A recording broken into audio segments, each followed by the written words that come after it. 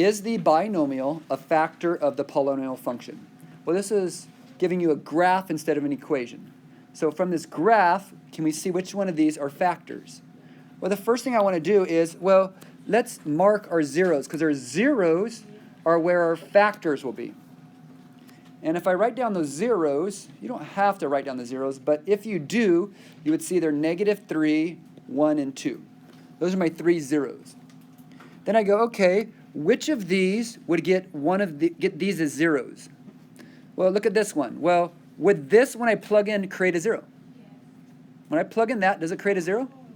Yes, it does. So what that means is that is a 0. Plus, we know zeros are the opposite of the factors.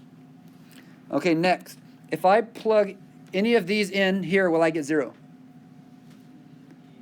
No. So this one is not a factor.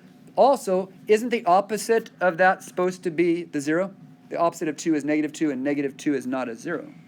But none of these also, when you plug in, create a 0. Okay, 4. X minus 4. Do any of these create a 0 here? No. So I'm going to cross that out. Or you could think of it this way. What's the opposite of -4? +4, and there's no 0 there. Okay, last one is here. Okay, what's the opposite of -1? It's +1, and there is a 0. Plus, if I take 1 and put it right there, does it create 0? Yes, it does. So this is a 0, which is a factor.